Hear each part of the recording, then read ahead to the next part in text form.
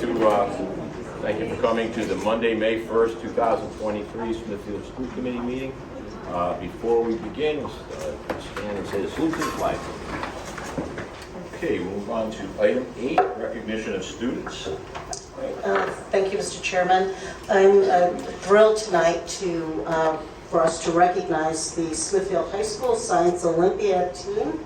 I know that the coach, Kathleen Babcock, is here, and volunteer coach Jack Leonard. I'm going to ask them if they would mind coming forward.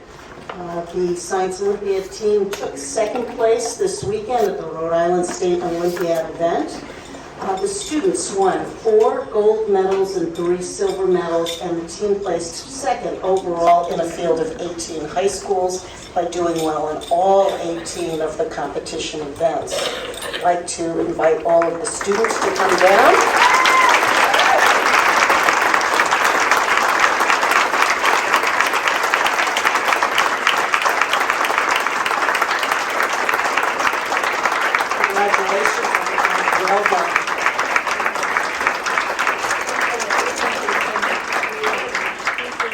Good job. I have to ask a question though, because Smithfield has come in second so many times. Have we checked the ballots to make sure somebody didn't rewrite that on there? But no, really, I mean, I know we've been doing this thing for a number of years. It goes back to what, maybe 2000 or more, I don't know. 1997. There you go, 97, so that's about 25 years. And we've always done great. I know it's not an easy competition. I know you're dealing in multiple areas and multiple things. And rather than hand these all out, I'm going to give them to your advisor, and the law of entry people then get them to you, okay? So there you go, right there. But congratulations.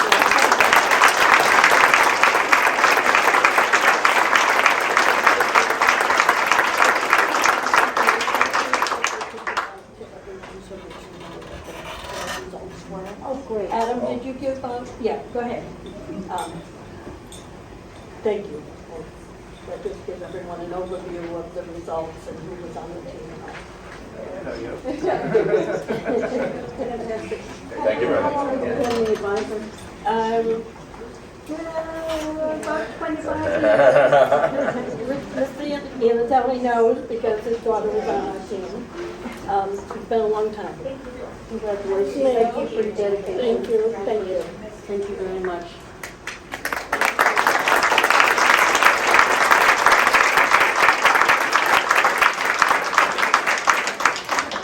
Thank you, everyone. Excellent and well-deserved. We have a second recognition. It's always the best part, I think, of meetings, of recognizing our students. This is for the Teacher Preparation Pathway Program. I'd like to ask teacher Elizabeth Rosello at the high school to come up. Today, the students in the Teacher Preparation Program, 14 of them took the paraprofessional test. They don't have the results yet, but they will be certified paraprofessionals. So if Ms. Rosello and the students can come up, I'm going to just read their names. Ask Ms. Rosello just to say something, and again, we will be recognizing you. If I make a mistake on your name, I apologize. I'll get this right. Ella Boyce, Julie Gutierra, Liliana Cardoso, Ava Colomino, Olivia DiMarzio, Madison Gelsomino, Francesca Lorenzo, Savannah Morrow, Nicole Nunez, Sophia Pereira, Maya Santos, Leah Saunders, Emma Senna, Samantha Tinsley, and Natalie Tom.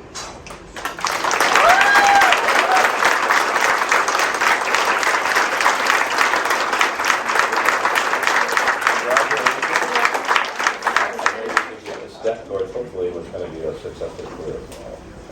Again, And there is an update from Ms. Rosello. This is very exciting. They have all passed their test.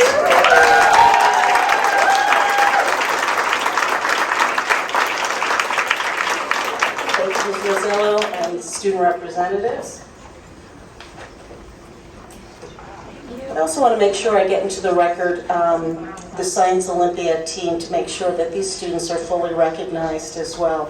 Elizabeth Blanchette, Avery Ferreira, Abigail Marcella, Avery Ferreira, Emma Ferrero, Adam Fontaine, Marvin Laguerre, Aidan Ferreira, Natalia Polchi, Alexander Howell, Rocco Sevastano, Ava Marin, and India Gaffney.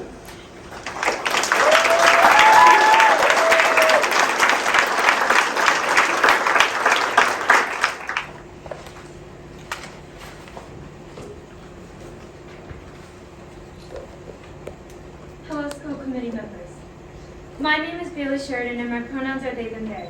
I'm very lucky and grateful to have accepting parents within my household that allow me to speak freely about my gender and sexuality. Unfortunately, though, most kids that live in Smithfield do not have this freedom at home and have to bottle this all up emotionally. This school district has so many accepting teachers and safe places that our students feel safe enough to open up and be honest with our teachers about this topic in a way they can never imagine to be in front of their parents. Because of the conflicting beliefs that most of our gender-nonconforming and transgender youth population handle at home, this is going to cause more harm than good. But I can understand why you would want to do this and keep the parents on the same page with the teachers. But there are many scenarios that can happen if this policy is put into effect. The first one being that the parents are supportive and understanding and do everything they can to help the student. That's the ideal scenario. The second one is that what happened to me, without school involvement, is that the parents are not supportive and not understanding, but they'll eventually learn and come to an understanding of what we are talking about. The third one, which is the worst case scenario, is that the parents will act nicer to the school, but unfortunately will yell at the student the minute they get home. And saying stuff like, this is a phase, or I can't believe you would do this to me. And all of this could lead to abusive situations within the household.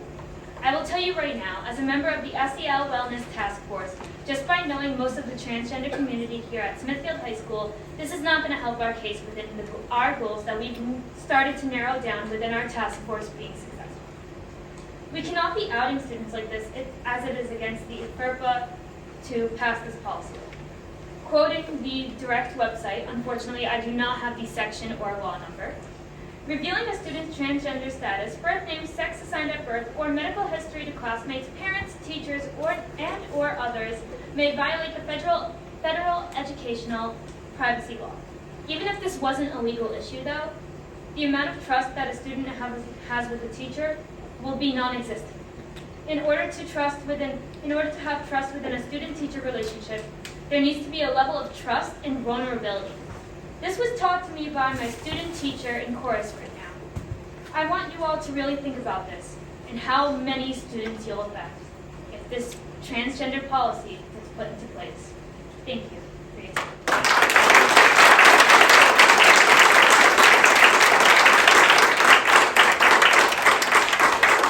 Cass Venditelli.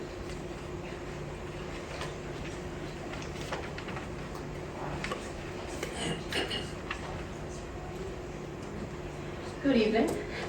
My name is Cass, and I'm here tonight to share my thoughts on the proposed trans student policy change as a transgender non-binary alumni of the school district. I've known I was queer as long as I can remember, and I've never formally had to come out to my family. I'm incredibly fortunate in that my queerness was never treated as a disappointment or a burden, and I have the full support of my family, some of which are here. I cannot imagine what it would be like to not have that support system while simultaneously having my school debate, reaching my privacy, and informing my family before I am ready. When you hear that trans youth are afraid for their safety to inform their families, your mind may jump to the worst and assume risk of physical danger, but this is not always the case. In the world today, we cannot turn on the news or use social media without regularly finding people calling us mentally ill, groomers, confused, a contagion, saying we need to be eradicated from society. These opinions are not as unpopular as they should be, and a number of the people laughing along and wholeheartedly agreeing with these sentiments are unfortunately members of our own family. So no, while physical abuse will not be a factor in every single case, there is a real and valid fear of rejection, embarrassment, shame, ridicule, and dismissiveness that comes with coming out to a potentially unaccepting family member. Children know their own parents better than any faculty member can. They know whether or not it will be okay if they disclose that information to their families. That is their call and their decision to make, and no one should take that freedom away. Being outed is traumatic, and at the end of the day, that is who they have to come home to. I'm here to tell you that being out to friends and people who you trust is important and necessary, and in some cases, life-saving. School should be a refuge for marginalized kids to feel safe if they cannot be at home. It is a sad reality that many parents are not accepting of queer youth, their own children included. According to a peer-reviewed study on transgender health published by the Trevor Project, transgender youth who reported acceptance from at least one adult in their life were 39% less likely to attempt suicide compared to their transgender peers who were not accepted. I ask you, if kids fear coming out to their families and they no longer feel safe being out at school, where do they turn? And if they have nowhere to turn, what will happen to them? We all agree that all students should feel safe and supported, but I do not agree that parental rights negate that in any way. I'm not saying that anyone should go out of their way to make sure parents are kept out of the loop, but if a student begs you not to inform them of their LGBTQ+ status, outing them is never something that's in their best interest. All this will accomplish is making us want to stay in the closet, which is what bigots want. With record-breaking amounts of harmful and willfully ignorant legislation being proposed and passed countrywide right now, please be the positive change. Do not be tempted to join in. Be the future that queer kids need. If you truly believe that all students should feel safe and supported, please take our words into consideration. Thank you.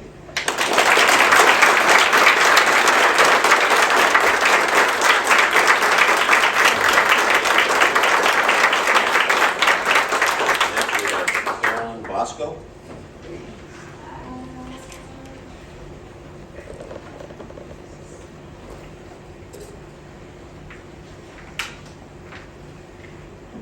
Good evening. I came here tonight to share my perspective as a student regarding the new gender and sexual orientation policy that's being proposed for this district. The first matter I'd like to address is student and faculty communication.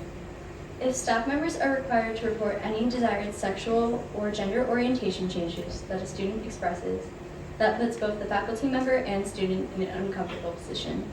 It invalidates the trust that many students have with their educators and can also lead to both physical and emotional problems in that student's household. We all are allowed to have our own moral preferences, but it's still necessary to respect someone's preferences and orientation regardless of if they permanently associate with such identity. Teenagers, young adults, and so forth are constantly in a state of exploration. Furthermore, students should be granted the right of privacy regarding their identity. Referring to Rhode Island Statute 38 under the section of public records, 3822 to be specific, records of personal and other individually identifiable records, otherwise deemed confidential by federal, state, or legal regulation, or the disclosure of which would constitute a clearly unwarranted invasion of personal privacy pursuant. This law has no statement regarding the legal public release of gender-related tabulation. In other words, releasing a statement regarding the number of transgender students or students of a certain sexual orientation to the general community, even if those students were mentioned anonymously, would be an indirect violation of this statute. After hearing my statements today, I ask that you reconsider the principles and language of this draft so it's further supportive of our student body and community. Thank you.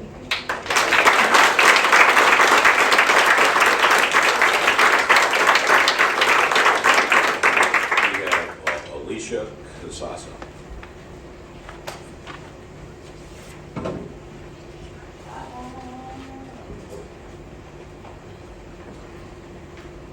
Hello, I am here as a parent to speak about the recent discussions that have been happening at the meetings about the transgender policy also. I would like to start by reading the definition of tolerance. Tolerance is defined as the ability or willingness to tolerate something, in particular the existence of opinions or behavior that one does not necessarily agree with. Tolerance to me is a two-way street because there are obviously clearly split decisions and opinions on this matter throughout the town. There have been many community members brave enough to get up here and speak about their opinion on this matter. And there have been some rude comments and things going on in the crowds as people are speaking. And I think that as adults in this community, we really need to make sure we are all being tolerant of different opinions, no matter what your opinion is. Everyone is entitled to their own opinion. We don't have to agree, but we have to be respectful of each other. And I've heard some recent stories of things going on in the high school where there's been some actions or things said, kind of in the spirit of non-tolerance, in my opinion, and I think a lot of that stems from what's going on with the adults too. So I think we all need to be respectful of different opinions so that we can set an example for the students in town. If this policy is up for discussion in order to plan ahead for bathroom construction projects, then I feel the best option, and I know this is probably not the most cost efficient or space efficient thing, but I feel like the best option would be for the school department to construct as many single occupancy bathrooms as possible. When I say single occupancy, I don't mean stalls, I mean a room with a toilet, a sink, and a door that locks. I feel like this allows for most students, regardless of how they feel about this, to feel like they have a safe option that they're comfortable with. If we're going to allow trans students to use the bathroom in our locker room that aligns with their gender identity, and there are other students who don't feel comfortable with that, then I feel like they should also have an alternate option with a single occupancy bathroom as a choice for themselves. Many have been speaking out about the rights of our trans students at previous meetings. I don't dispute that. All students should have rights, but I do not feel that the trans students' rights should trump the rights of other students who may feel uncomfortable in the bathroom. So I just feel like if we're going to be doing construction, single occupancy bathrooms should really be considered because it gives everybody an option of somewhere to go that makes them comfortable regardless of how they feel about it. Being accepting does not automatically, translate to fully embracing a different culture. There is being polite and being tolerant, which should always be the case. When students are in the classroom setting, there should be zero tolerance for not being accepting of all students. However, when it comes to the use of bathrooms and locker rooms, where clothing is being removed, especially at the preteen and teen, where they're so vulnerable as it is, I do think accommodations need to be made if we're talking construction. Because I don't know what the high school locker rooms are like, because I don't have kids here yet, but the middle school locker room has like zero privacy for anybody. And I have a daughter there in 7th grade. Whether it's just girls or trans, it doesn't matter who's in the locker room. They're all super uncomfortable. There's no curtains, there's no nothing, and they all have to change for gym class. And they're also vulnerable and in like this weird phase of their youth and their body changing that it just adds to all the discomfort for everybody. I think efforts need to be made that allow all students to feel comfortable. I don't know if you guys are allowed to comment because it's not on the agenda, but as far as parents being notified of their child's gender identity or transition status, are there other situations in the school department where we don't notify parents regarding certain matters, or is this kind of like the only subject that, it's more of a curiosity question, I don't know that you can answer it right now. I just didn't know if there's other circumstances where we keep information from parents because the student is the student's wishes, or if this is like a unique situation. As far as the competitive sports teams part of the transgender policy, I'm not sure how much of this can even change, because I know there's a lot of Title IX regulations in place at this point, so I'm not even sure how much the district can change things. For me, I'm a physical therapist for 20 years. I've spent years studying all kinds of anatomy, physiology, muscles. I've dissected cadavers. Muscle fibers are completely different in males and females on a biological perspective. So for me, I don't agree with biological males being allowed to compete in biological female sports, especially at the middle and high school ages. Biological males and females have different muscle fibers. Most of that is related to them having higher levels of testosterone, which causes muscle cells to increase in mass and hypertrophy, and which is why testosterone has always been a banned substance along with other anabolic agents by the World Anti-Doping Agency. And there's reasons that there's policies like that in place because testosterone puts you at a unique advantage. In conclusion, I hope that we as a community can stop blaming each other and spewing so much hate over a difference in opinion. It truly sets a bad example for the students. We are all just trying to help.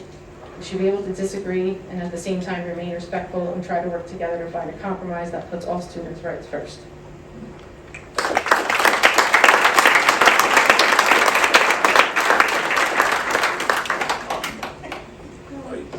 Well, we don't really answer those type of questions because the school committee really wouldn't know best way to get that answer about other policies would be to contact the superintendent's office. They would know the procedures. Dorothy Chin.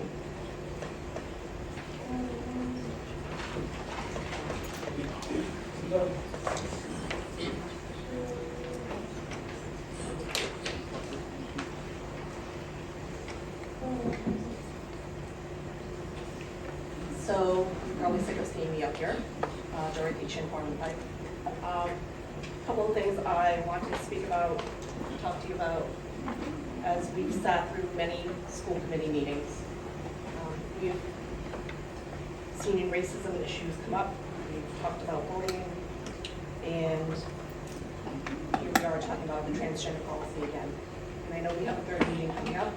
It's unfortunate it's not tonight, but as you asked, you've heard from the students. And today I'm here because I want to address something that was mentioned in the last meeting, which is the statistics. Right? Suicide rate and suicidal tendencies among transgender persons are consistently high compared to the general population.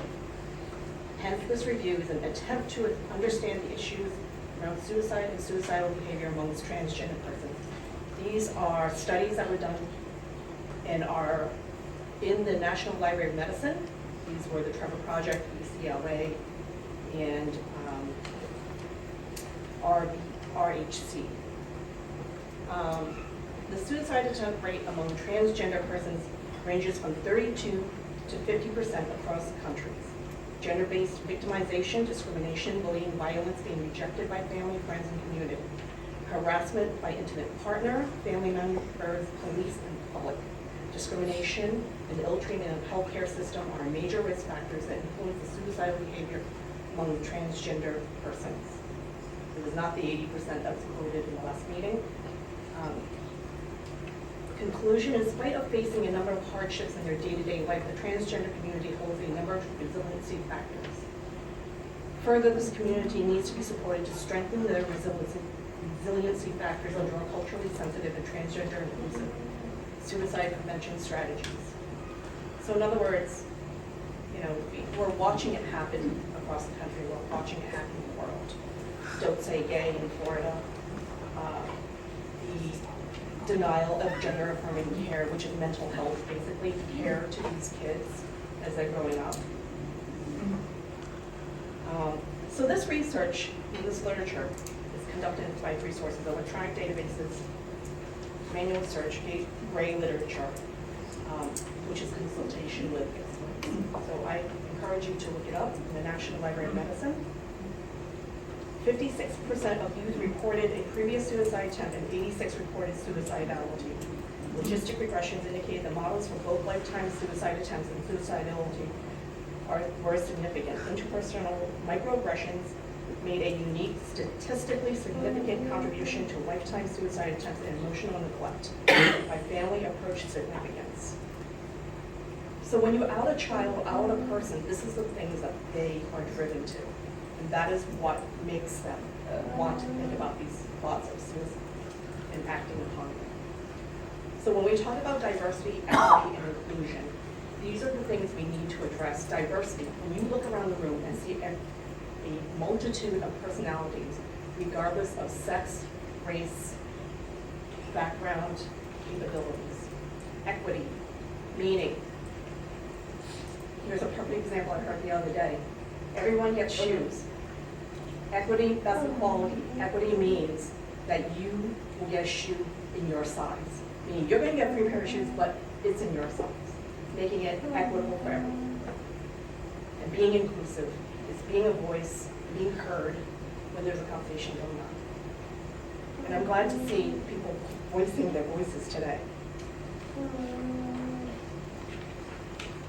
That's pretty much what I wanted to say. So when we talk about not addressing the audit that happened a couple of years ago, regardless of whether you agree with it or don't agree with it, there is parts of it that tell you your teachers are not feeling supported, that your kids are not feeling supported, that they're feeling racial discrimination and all kinds of isms. It's something to think about and listen to. Thank you.